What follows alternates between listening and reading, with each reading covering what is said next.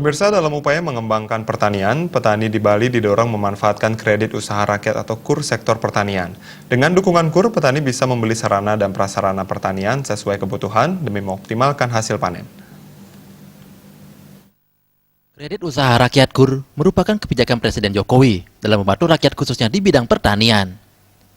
Bunga kredit KUR sektor pertanian mencapai 6%.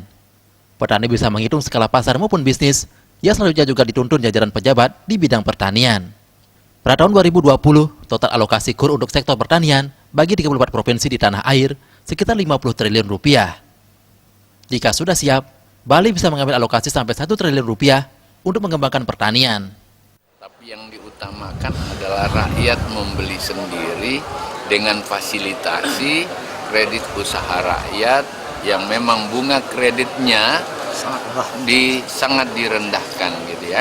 Bunga kredit yang 6% itu membuat rakyat sendiri mampu menghitung dengan skala pasar, skala bisnis atau bisnis plan yang benar dituntun oleh seluruh jajaran-jajaran pertanian pemerintah daerah untuk bisa menemukan itu. Oleh karena itu, petani di Bali didorong memanfaatkan KUR sektor pertanian. KUR di bidang pertanian bisa dimanfaatkan membeli sarana dan prasarana pertanian sesuai kebutuhan, sehingga bisa menunjang upaya optimalisasi hasil panen. Suparyana, Bali.